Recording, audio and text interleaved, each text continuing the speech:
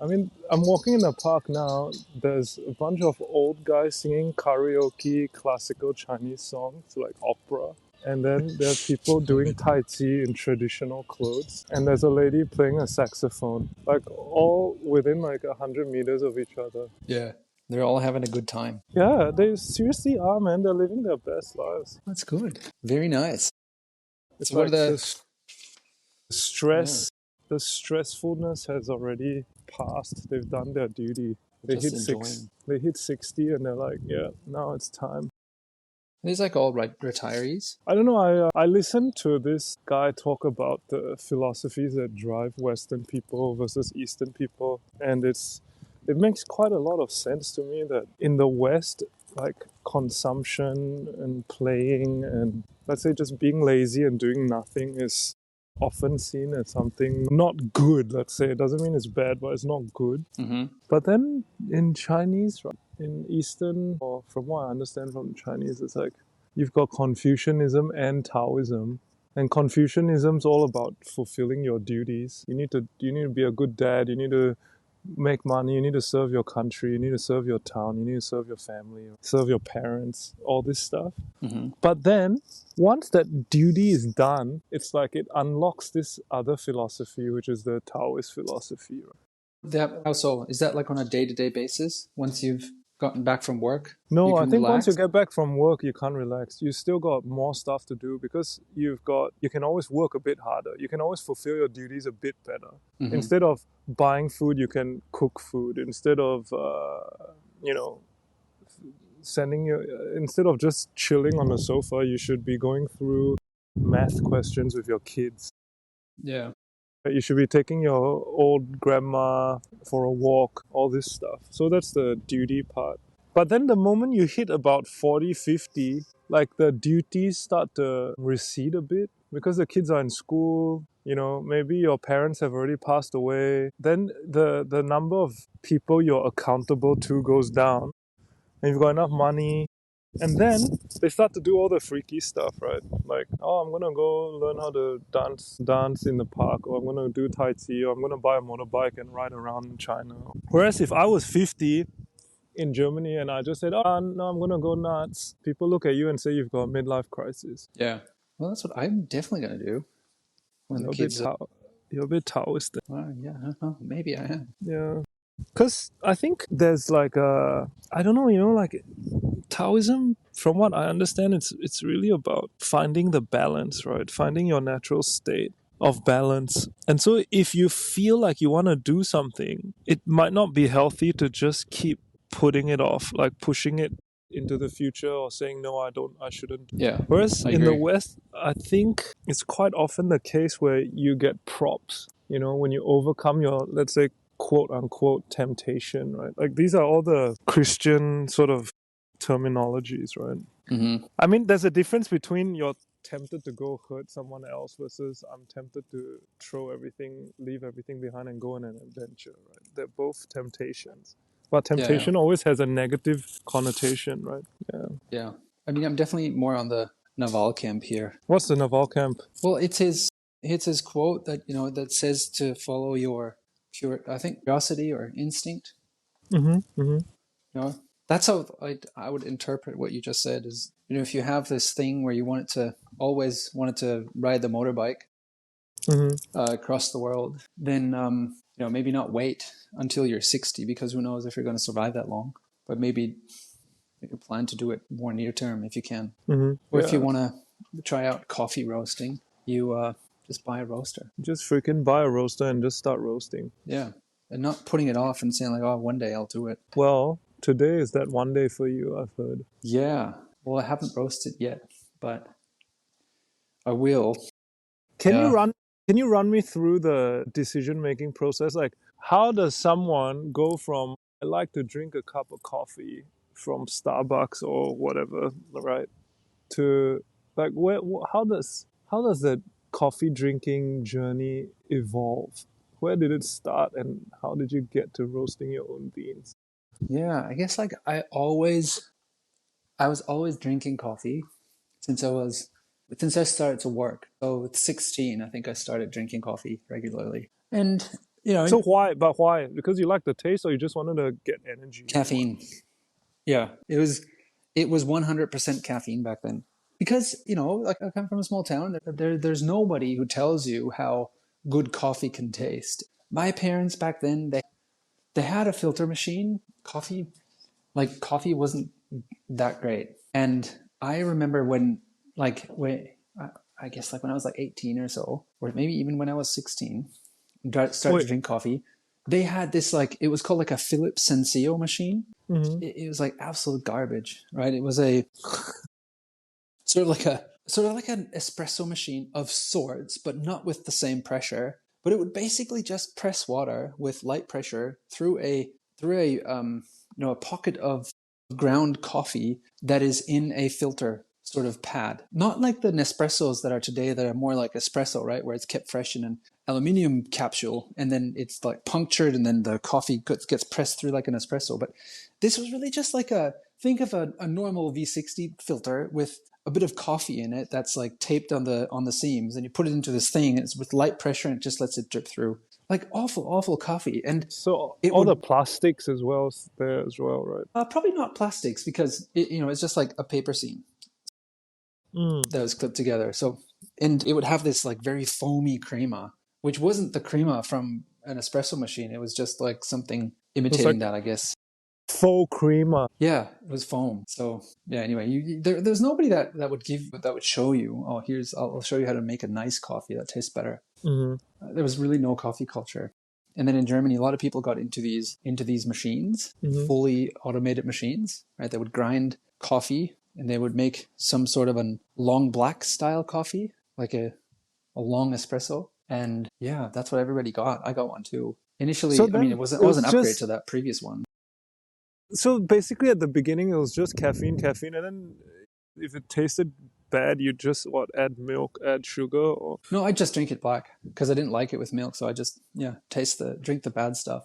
And then it got better over time. And I got a French press and that definitely got better. mm-hmm. Um, and then I got the moka pot, Mm-hmm. used that for a long time. Most But people use that wrongly too, right? Like I they know, burn yeah. the coffee and they don't. I read that you need to put, or when I use the mocha pot, I would put hot water in first, then Yeah. the sieve, so that it didn't need to sit on a hot, like Yes. high temperature for a long time. So Yeah, was yeah. that the correct thing to do? Yeah, definitely. I mean, there's definitely a lot you can do wrong, but I think like that doesn't necessarily matter so much. I think the The beans, biggest right? difference Yeah, is when you start paying attention to beans. yeah, yeah, yeah. And that Same. makes the most massive difference, right? Like when you buy your first hand grinder Yeah, and buy like the roasted beans instead of the ground coffee, that's the biggest upgrade ever. Because then yeah. you It's can do like it whatever, right? You can do a friend, you can put it in like that I read this book from James Hoffmann. He's like this coffee guru, and he says like when they do cupping for coffee, right? When they go to a farm to buy the green beans and they do some sample roasts, what they do, they just put some coffee in water and let it steep. That's it. And when the coffee's whoa. good, it doesn't matter. They figure out if the coffee's good or not, right? Right, right, right. So the extraction is to help you probably get that last 5, 10, 20%, but what that coffee bean is gives you the bulk of that qualitative difference. Yeah, I would agree to that. Yeah. I guess it's like you going to buy some, hamburger, seasoned frozen hamburger meat versus getting a nice piece of grass-fed ribeye, right? They're both beef. The ribeye, you probably have a lot more leeway with how you prepare it and it'll still taste good. The Yeah. hamburger meat, you need to make sure you've got plenty of seasoning and everything needs to be done properly before it's edible. Yeah, yeah. You almost have to do like a curry, right? Where you add so much Mask the spice. taste, mask the shittiness. Yeah, or like everybody does that. They buy these barbecue sauces and they just chuck barbecue sauces over the shitty steak that doesn't taste like anything. But if you have a really good steak, you don't like never A ever bit you of put sauce on salt. it. You put a bit of Yeah, salt and that's it. yeah. So Because that's with beans, Anya, right? It just Anya makes and I went to Bali once, and when we were young and adventurous, or more adventurous, no kids. And then we jumped on a scooter and visited a few coffee plantations in the mountains. And some of the roads up there were so steep that the 150cc scooter couldn't get both of us up. So Anya was Mm. pushing the scooter while I was like full throttle trying to get it up. Yeah, and then they were explaining to us how not only the beans, like not only the plants, the coffee plants, but also how the beans are collected, right? Like he was showing Mm-hmm. us all the beans on the ground, or some of the beans that had insect bites on them and everything. And he said if you had one of these cherries in a cup of 60 beans, right, you would taste it.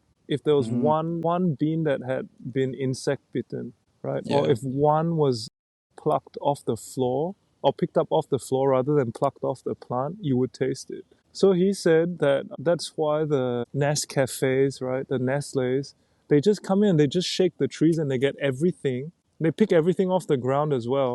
And Yeah. then they basically just way over roast it so Yes. that it takes away all the unpleasantness. And then from there, they can make instant coffee, right? Because then they're just drawing out the caffeine. Yeah. Yeah. And then like all you're going for in coffee is caffeine and that classic bitterness, right? But Mm-hmm. if you have really, really good beans, and that's been the latest trend, you can roast them super light, and then you get like, you know, what I said last time, you get this like Kenyan coffee that tastes like a fruit juice. Mm. But you couldn't do that Yeah, with shitty beans. yeah, yeah. Because when you look at the fruit of the coffee tree or coffee plant, right? It looks like it's a very sweet looking fruit, you know, when it's ripe. And some Yeah. of them, it looks like a cherry almost, right? But Yeah. Yeah. Turns red. okay, then Yeah. what got you? So then you decided to get these good beans, good roasts, and then you've been experimenting with good grinders and you hand pour them to get the good extraction and you can taste the nice taste, right? Because that was a bit of a rabbit hole as well, right? It wasn't always that you were able to get the nice floral notes. No, it's actually not so easy, right? There's lots of parameters to get it right. I mean, like I listened to this podcast the other day about coffee roasting, and it was the guy described it as okay, the farm and the processing of the beans, the green beans, it is like, you know, all of that, and then there's roasting, and all of that's gone well, and all you can do from here is basically screw it up, right? So that No pressure. yeah, exactly. So they've produced these perfect beans, farmed them, plucked them at the right time, like washed them, dried them, transported them on time, got them to the roaster, roasted them to perfection, and now pressure is on you to not fuck it up because it's easy to do all sorts of stuff, right? To agitate the grounds too much, to extract too much of that acidity, and it tastes sour. That's not what you want, right? Or it tastes bitter, or it tastes dull, and yeah, there's endless varieties of fucking up your coffee once you've Mm. made it. Mm-hmm, And a good grinder plays a decent role in that, right? You want to have an even particle distribution of your ground coffee so that it extracts evenly, right, so that you right. don't get like bitter and sour pockets that mix up and make it bad. You just want to have an even thing, right? So that you get either the bitter notes or you get the sweet and the fruity acidic notes. Mm-hmm. Yeah, and then you want to have it so that you can repeat it controllably, right? So that's why you, like I use a scale to weigh the beans in the water when I'm Mm-hmm, mm-hmm. pouring. And Yep, most pour over people do that. I mean, you do that too, right? But yep. without it, it's pretty hard to repeat the experiment. And basically, what you want to do is, if you want the coffee to taste the same as last time, if you've dialed it in, you want to do it the same way. So yeah, that And takes a long time. Yeah. how about with the beans aging? Like if you drink it within a week or two, that same bag, then is it pretty repeatable? Yeah. For me, I don't know about you, but for me, I feel like a month and a half, maybe two, is what you can definitely do with a good bag of beans. I don't notice a difference then. But I freeze beans, so I just freeze them and take them, like I rest them for 10 days after roasting. Then I freeze them so that when you want to brew them, you just take them out of the freezer. Yeah. And you know what that does? Like it's also pretty cool because when the cold beans hit the room temperature air, they Mm-hmm. condense a little bit, which then Mm-hmm. puts a bit of moisture on the grinder, which then Mm. actually does something with the static of the static potential, right, on the beans. So then when you grind it, your grinder's actually pretty clean. Oh yeah, yeah, yeah. I don't know if you I noticed, saw like, that cause people spraying it with little, you know, with this spray bottle of water. yeah, I used to just put one drop. Like I would, if like out of 60 beans, I would wet two or three of them under the tap. and then chuck it all in the grinder, and then it'd be a pretty clean grinder. That's cool. No, I haven't gone that far, but yeah, I don't know. And and then roasting, because if you do that, if you buy these fancy beans, they're expensive. Hmm. They're not cheap. Yeah, Right? You're paying the roasted beans, right? the roasted beans. So I just did the math. I pay about 100 New Zealand dollars for a kilogram of that um, Kenyan coffee, and that's like quite special. So to give you an idea, right? It's called the Peaberry variety. Peaberry Hmm. is when in a coffee fruit only one seed is that when there's only one seed in the coffee fruit, and there's not a plant that does that. It's just random that happens, but they sort it into these peaberries. You're joking. No, they That's do it. crazy. I've never heard of that. So you can tell from the outside Yeah, that it's you a see the bean. The single. bean is smaller and it's Okay. round, whereas the Ah, the normal other coffee ones, yeah, bean, yeah, yeah. It's they're like a, like they're two halves, yeah, and the yeah, one is like the a, middle is flat. yeah, yeah, yeah, yeah. You're right. Yeah. I've never noticed the smaller ones. No, but you can see them, but like the bag that I bought that cost 100 New Zealand dollars. It's not crazy expensive, but it's like normal, right? I'm not drinking any rare Panama geisha coffee or whatever. It's like a pretty standard thing you can get. It's $100, but you get these pea berries, right? And they're a little round, a bit dense, and $100 anyway. So I then you told me this. You said like, oh, the roaster makes all the money. I was like, okay, um, maybe I Yeah, can when learn it. we were on Yeah, that Bali trip, because I wanted to go and get into coffee, like, finding green beans and then selling them, right? yeah, And then after doing all the math, I noticed that unless you had a brand and you did your own roasting, all the money would be made elsewhere, right? yeah. It's all in the roasting and the branding. Yeah, yeah. So here's what I did, right? I got this subscription from Rocket Coffee. They're on their website. They say like they've been awarded rank number 62 of best roasters in the world. So they're pretty good. Good roaster. They're here in Hamilton, like about an hour from where I live. And I've got a subscription. So every 2 weeks they send me a bag of coffee, like different types. And I love it because you get to taste all these different varieties. And I got this Kenyan coffee and it has all the stuff on it. So it's just like the county where it's from in Kenya, Nyeri County, and then it says Gatugi is the farm, and then it has the varietal, so what plant it actually is, what different plants it is, and the altitude at which it's been raised, 1,900 meters above sea level, and all that stuff's in there, right? And that a kilogram bag costs about $100. And so I go and I search for green beans, where to get them. And I find this supplier, which seems to be the biggest one that gets green beans into New Zealand. And I create an account with them. And I find the exact same beans, same county, same variety, same farm, same everything from Kenya, right? So it's the exact same thing. And I put it into AI because I'm like, this can't be right. Like, I can't be just buying these same beans. But yeah, anyway, the kilogram costs 30 instead of 100. So if you do the math, like we were saying, you lose about 20% water weight when you roast the Yeah. beans. Yeah. Okay, so you're looking at something like maybe equivalent of $40. You need $40 worth of green beans to get $100 worth of roasted beans. That's like 2.5x, man. That's pretty good, isn't it? Yeah. So then I put this into AI again. I said like, okay, how much does a roaster cost? And I found this New Zealand company that creates this air roaster, and air roasting seems to be pretty easy. I've never done it. I've got it now, secondhand, paid $900, and yeah, it seems How to be big is easy. this thing? How big is It's the roaster? tiny. It's tiny. It's like the size of an electric grinder, like not a Malkönig Mm-mm-mm. coffee shop, but like one of these home electric grinders. But And it's it's made in slim and New it's just Zealand. tall. It's made in New Zealand. Yeah, it's a company. It's called Cafe Logic, and it's pretty solid. It's like it's got this heavy base with a little display on it and a heating element that turns it quite hot, and then it's got a little chamber up top that can hold up to 200 grams of green beans, and then up top there's this glass element and a shaft collector that sort of collects the skin of the green bean when it falls off when roasting. Hmm. And that's it. Like it'll be, half a meter in height and a base of maybe 20 by 20 centimeters. And That's it. when you say 900, is that new or secondhand? No, it's secondhand. It's like How quite much would that old. be? How much would it be new if you were to buy it now? News 1,800 listed on That's their shop. Kiwi Kiwi dollars. dollars. So it'd be 900 US. And look, And does that include tax and everything? yeah.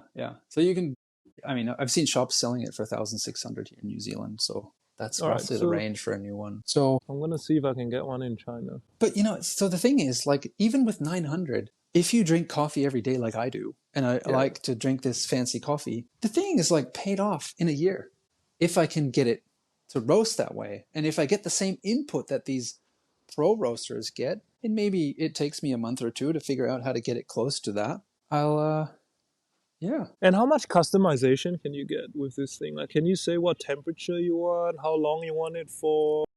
Yeah. And it even comes with a ton of different profiles. It's got a profile set that it comes with that.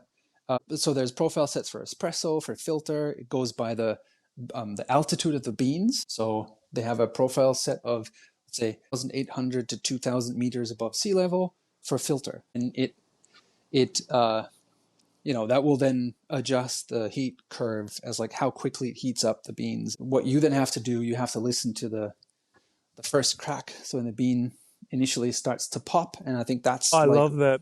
I remember yeah, doing that on the cast iron pan. It's like popcorn. yeah. And so when that moment happens, I think is then when you sort of take time and measure like how far beyond that point are you going to roast it, and that then determines whether you have a light or a medium or a dark roast. And so yeah, Yeah. that's what And I'm how going to many? play with, and it has all this And control stuff. what made you choose this brand? Is it just because it's Kiwi, or is it like the only one that's available? I think, well, yeah, it was like because it was available secondhand. I didn't want to buy a new one because if you buy secondhand, it's quite low risk. I'm pretty sure I can sell it without a significant loss. But No, if I you buy meant with something new and brands.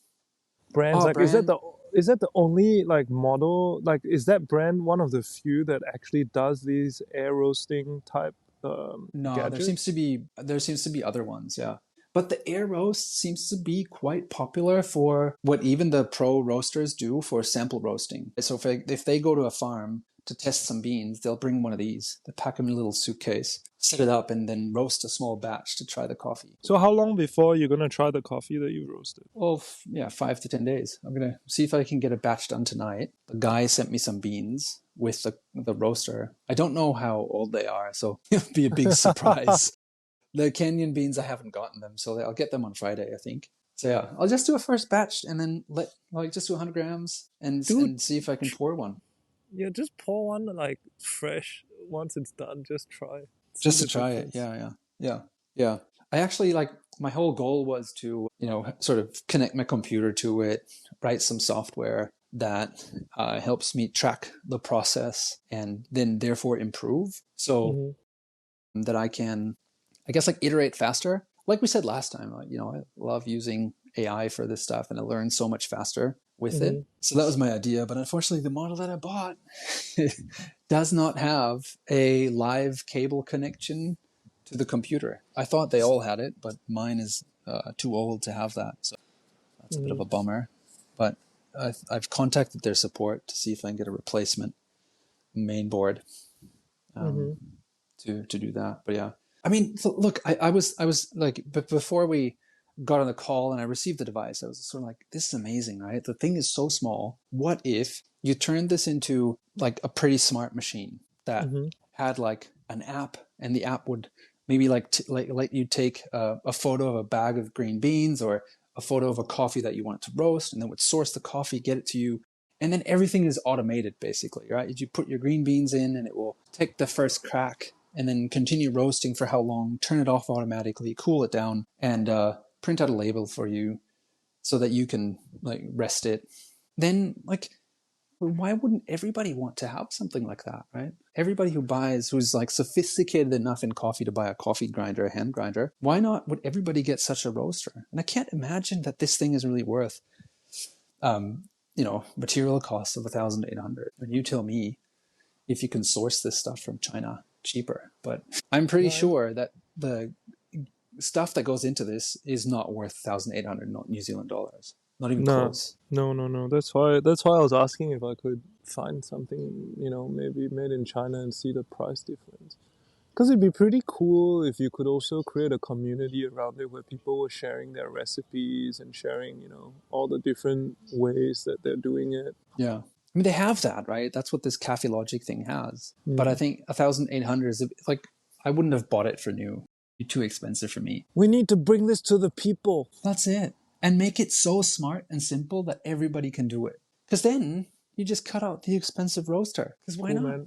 Yeah, Anyway, let me yeah. let me know how it goes. I will definitely keep my eye out now that I'm here. I'm quite close to this city called Ningbo, which is about I think 1.5 hours or an hour on the train in Mm-hmm. the Zhejiang province. And I think they make all these gadgets to do with kitchenware and that whole city. It's just they make so much of this stuff.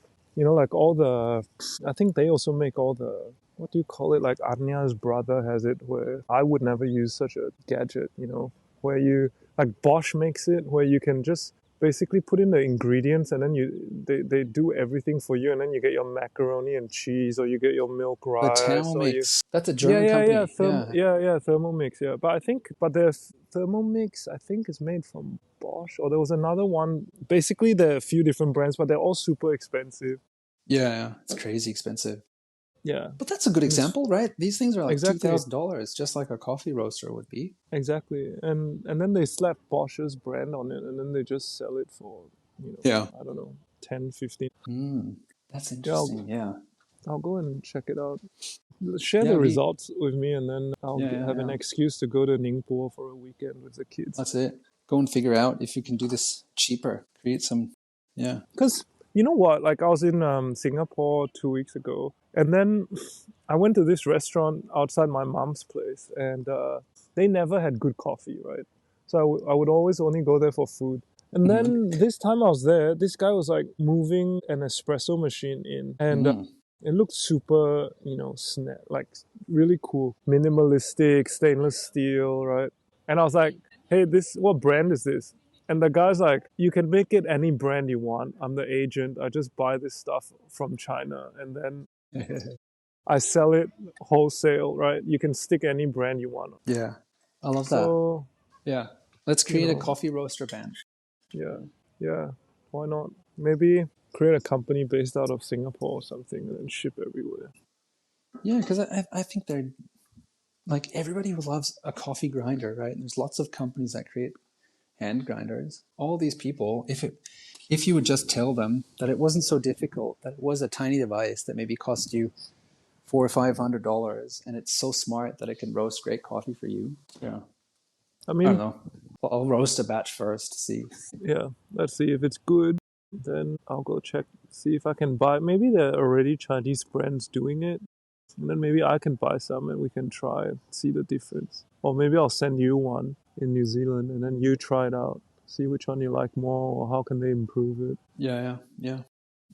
So